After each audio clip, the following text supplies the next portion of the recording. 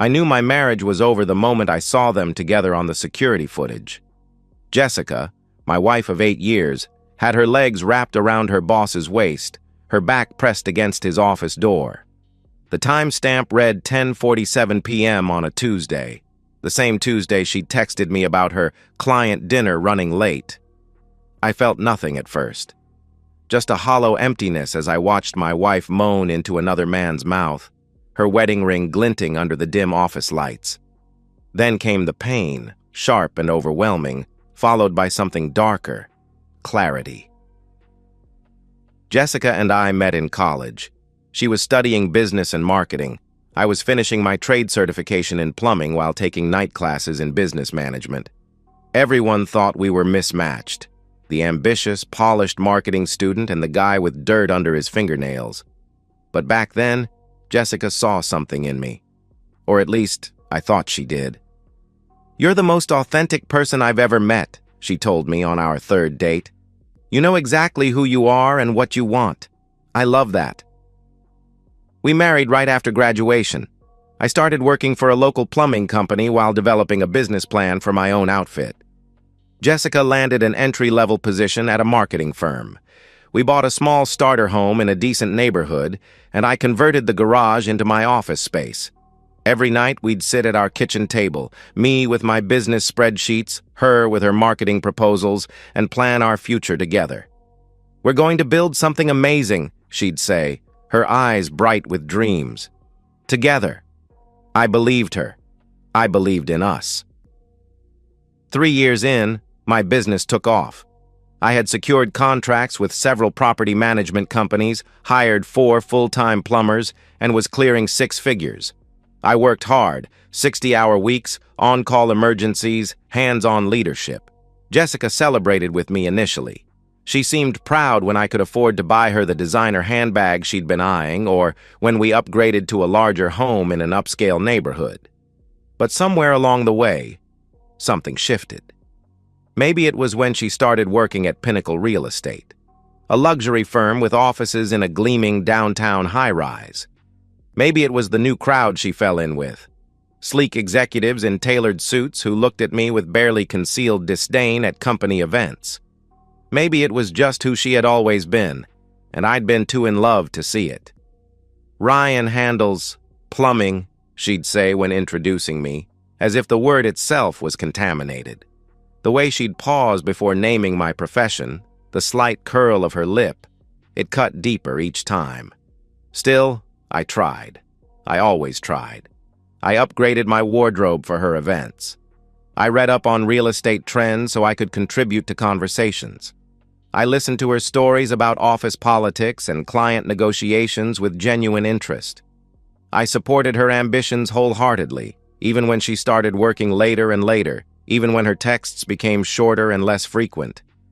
What I didn't tell Jessica was that plumbing had taught me more than how to fix leaks. It had taught me about systems, how things connect, how pressure builds, how to identify weak points. It had taught me patience and precision. Most importantly, it had taught me that sometimes the biggest problems lie hidden behind pristine walls.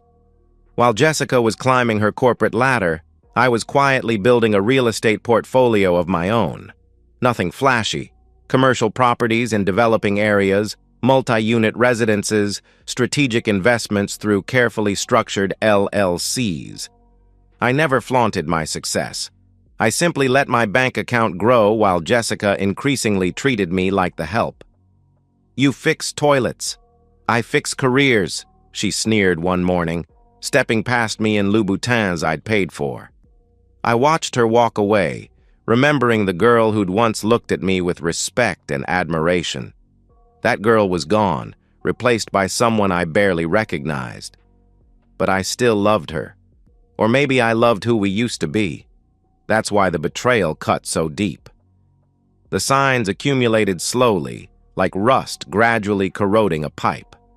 First came the missed dinners, networking events that mysteriously appeared on her calendar at the last minute. Then the new wardrobe, increasingly revealing outfits she never wore around me.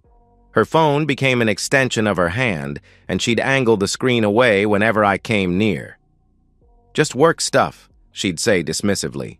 "You wouldn't understand." The distance between us widened. Physical intimacy became rare, then non-existent. When I tried to discuss it, Jessica would sigh dramatically. "I'm exhausted, Ryan. Some of us have mentally demanding jobs." The implication was clear. My work wasn't worthy of fatigue. My brain wasn't taxed by running a successful business with 20 employees and six-figure contracts. I was just a plumber after all.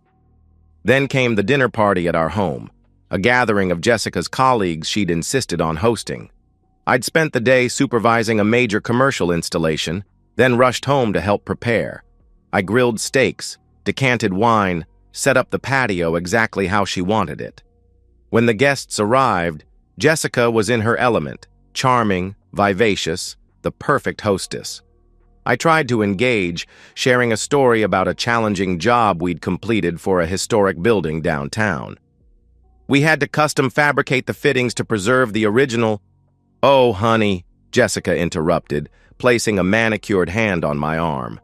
"Nobody wants to hear about pipes during dinner." She turned to her colleagues with an exaggerated eye roll. "He's cute when he thinks plumbing is a real career." The table erupted in laughter.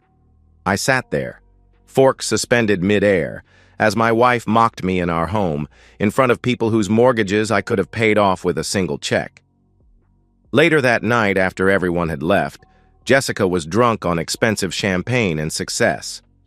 She didn't notice me in the hallway as she called her friend. "God, did you see Mark tonight? The way he kept looking at me?" She giggled, a sound I once found endearing. "Sleeping with my boss is just strategic networking. Besides, Ryan's clueless. He'd never suspect a thing."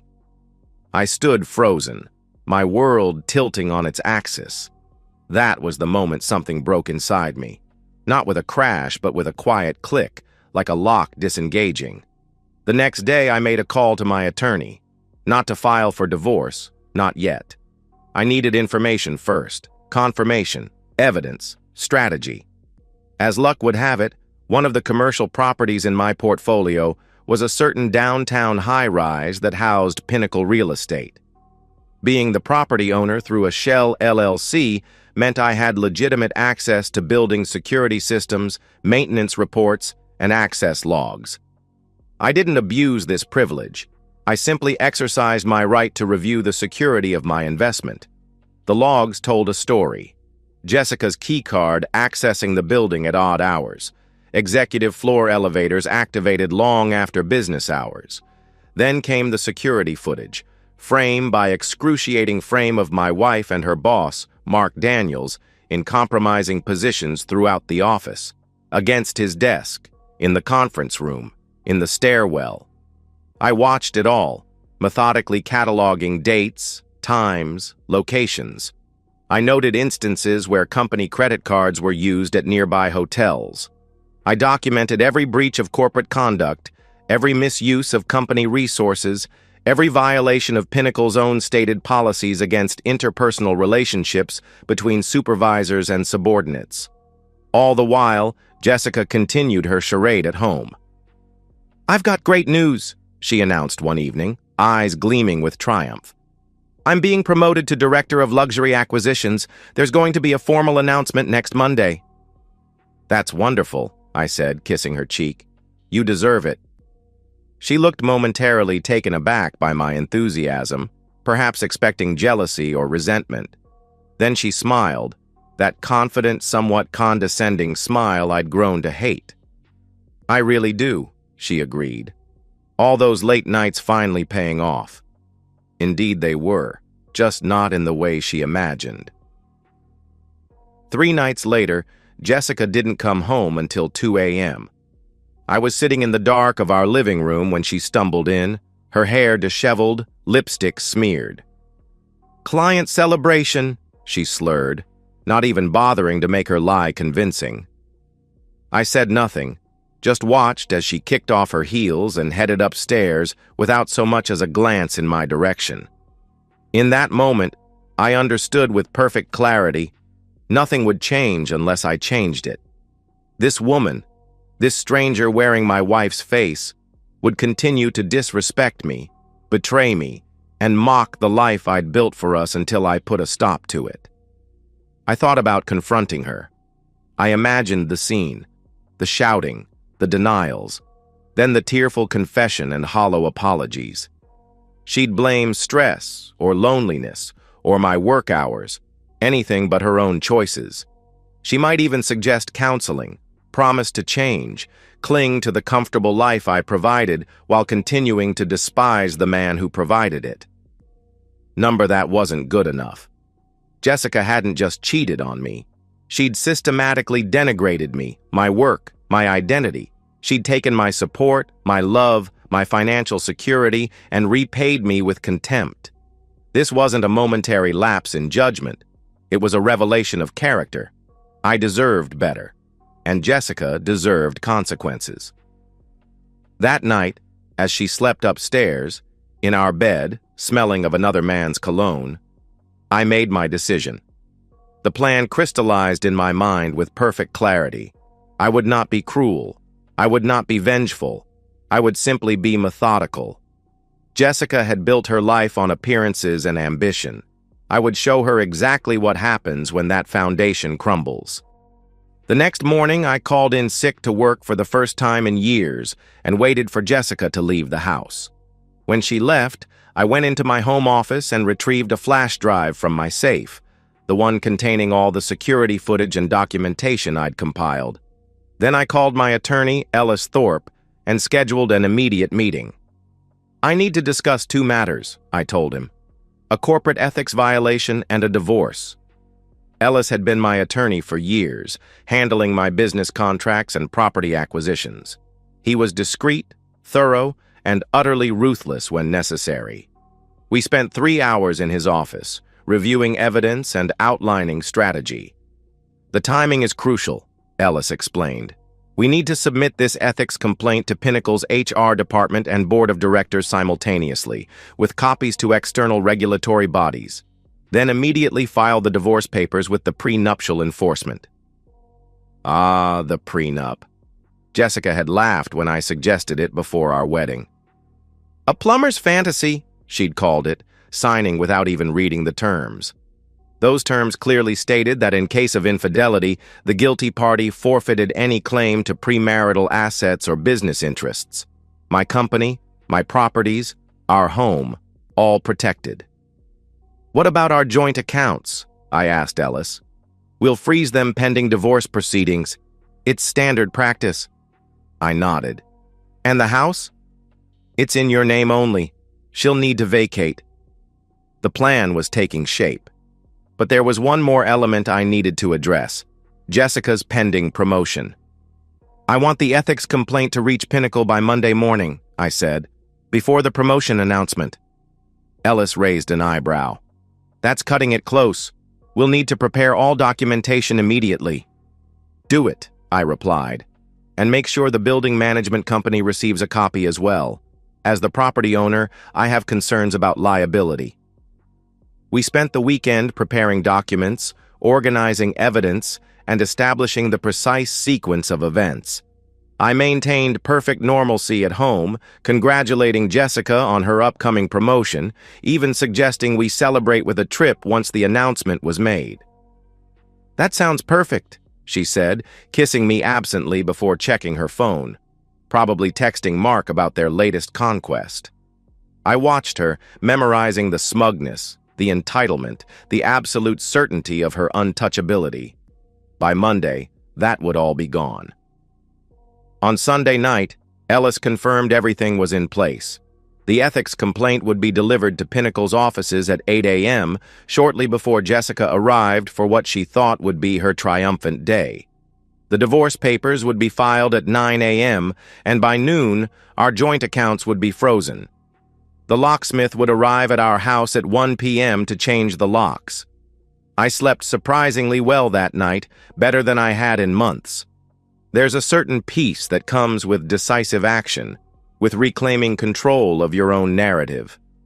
As Jessica slept beside me, blissfully unaware of what awaited her, I felt no anger, no hatred, just a calm certainty that justice was about to be served.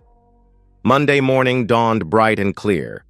Jessica spent extra time getting ready, choosing her most expensive suit, applying her makeup with precision, styling her hair to perfection.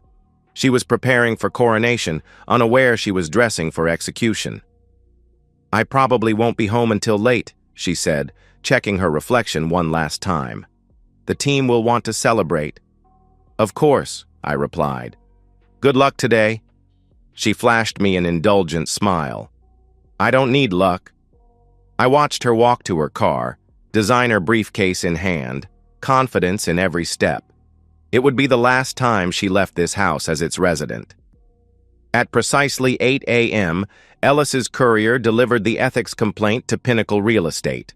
A comprehensive dossier detailing Jessica and Mark's affair, complete with time-stamped security footage, access logs, and documentation of company resources used for their rendezvous. Copies were simultaneously delivered to Pinnacle's Board of Directors, the Property Management Company, and the state's Real Estate Ethics Board. By 8:30 a.m., according to my later reconstruction of events, Pinnacle's HR director was viewing the footage with the company's legal counsel. By 8:45 a.m., an emergency meeting had been called with senior leadership. By 9 a.m., security personnel were being briefed.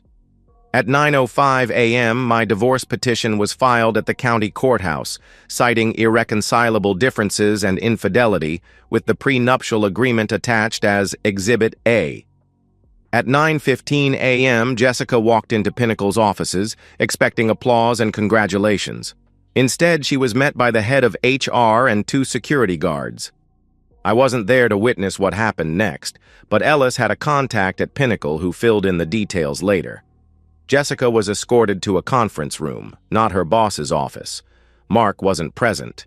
She was informed that her employment was being terminated effective immediately due to gross violations of company ethics policies, including inappropriate relationships that constitute conflicts of interest and misuse of company resources. She was handed a letter detailing the charges against her and informed that her final paycheck would be withheld pending an investigation into expense account irregularities. Her company phone was confiscated, her email access terminated on the spot. She was given 15 minutes to collect personal items from her desk, under supervision, before being escorted from the building. By 10:30 a.m., Jessica was sitting in her car in the parking garage, shell-shocked and jobless. That's when she tried to call me. I didn't answer. Instead, I sent a text. "Meeting with attorney. We'll call later." At noon, exactly as planned, our joint accounts were frozen. Any attempt by Jessica to withdraw funds would be denied. At 12:30 p.m., as Jessica was undoubtedly still reeling from her professional execution, a courier delivered the divorce papers to her via her location sharing on our family plan. The documents were explicit: immediate separation, enforcement of the prenuptial agreement, forfeiture of rights to our home and any business interests or properties. At 1 p.m., the locksmith arrived at our house. By 2 p.m., all locks had been changed, security codes updated, and a formal notice posted on the door, informing Jessica that she was no longer permitted on the premises per pending legal proceedings. At 2:30 p.m., I received a call from Jessica's sister, Amanda. "What the hell is going on?" she demanded. "Jessica just called me hysterical. Something about being fired and locked out of her house?" "Our house," I corrected calmly. "And yes, she's been served with divorce papers. I suggest she find a hotel while she consults an attorney." "But why?" "What happened?" "Ask her about Mark Daniels," I replied, then ended the call. By 3 p.m., Jessica had called me 17 times. I didn't answer. I was in meetings with my company managers, ensuring business continuity during what would undoubtedly be a personal disruption. At 5 p.m., I finally returned home. To my home, secured and protected. I poured myself a scotch and waited. At 7:23 p.m., Jessica arrived. I watched through the security camera as she tried her key, then pounded on the door, screaming my name. I activated the intercom. "The divorce petition has been filed, Jessica. Your belongings will be packed by a service and delivered to any address you provide. Please step away from the property." "Ryan!" she shrieked. "You can't do this! This is my home too!" "Not according to the prenup you signed," I replied evenly. Section 4, Paragraph 3. In the event of infidelity, the offending party forfeits all rights to shared residence and premarital assets. You knew? How? "I own the building, Jessica. Your office building. Through an LLC. I've had access to security footage for months." The silence that followed was deafening.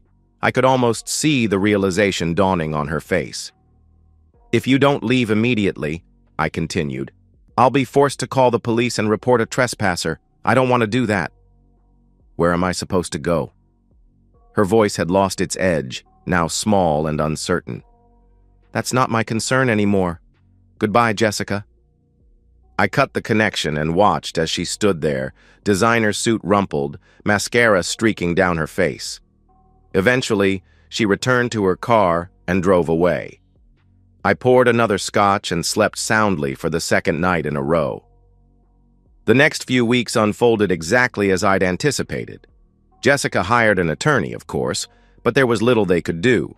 The prenup was ironclad, the evidence of infidelity incontrovertible. She tried to claim partial ownership of my business, arguing she'd contributed to its growth, but financial records clearly showed all capital had come from my earnings alone. The divorce was finalized in record time, with Jessica receiving nothing beyond her personal possessions and her leased car, the payments for which she now had to assume. Her credit cards, all joint accounts for which I was the primary holder, were canceled. The only thing in her name was a store card, already maxed out. Meanwhile, the professional fallout was equally devastating. Mark Daniels had been stripped of his executive position and transferred to a satellite office in a different state. Pinnacle's internal investigation revealed additional improprieties beyond the affair, resulting in further disciplinary actions. Jessica's reputation in the industry was shattered. I heard through mutual connections that she'd tried to stay with her sister, Amanda, who refused her. "I can't have your drama here. My husband's friends saw the videos," she reportedly said. Jessica was forced to crash on an old college friend's couch in a tiny apartment across town. Word spread quickly through professional circles. Jessica's social media accounts, once showcasing her glamorous career ascent, fell silent. Former colleagues disassociated themselves, unwilling to be tainted by connection. Recruiters who had once courted her now ghosted her inquiries. 3 months after the implosion of Jessica's carefully constructed facade, I ran into her former assistant at a charity event. "She's working at a boutique in the mall," she told me, not bothering to hide her satisfaction. "The one she used to drop 4 figures at every month. Minimum wage plus commission." I nodded but didn't comment. I didn't need to gloat. The justice had already been served. As for me, life improved dramatically once the dead weight of a toxic marriage was removed. My business continued to thrive. I opened a new branch specializing in high-end residential renovations. My real estate portfolio expanded with the acquisition of a promising mixed-use development. I even started dating again, quietly and selectively. 6 months after the divorce, I received a text from an unknown number. "I'm sorry. I never appreciated what we had. Please talk to me. Jay." I didn't respond. There was nothing left to say. A year to the day after I'd watched that security footage of my wife with another man, I closed on another commercial property, a struggling luxury real estate office on the verge of bankruptcy. I renamed it, restructured it, and transformed it into a thriving business within 6 months. The irony wasn't lost on me. The plumber had succeeded where the real estate expert had failed. I never mentioned this to Jessica, never rubbed her nose in my success or her downfall. I didn't need to. Living well was indeed the best revenge. Sometimes I drive past the mall where Jessica works, not to see her, but to remind myself of how far I've come. I think about the woman who once sneered at my profession, who mocked the very work that built her comfortable life, who thought herself too good for the man who loved her. She once said I fixed toilets. She wasn't wrong. But what she never understood was that my profession taught me something valuable. When something is too clogged with shit to function properly, sometimes the only solution is to flush it away completely. And that's exactly what I did.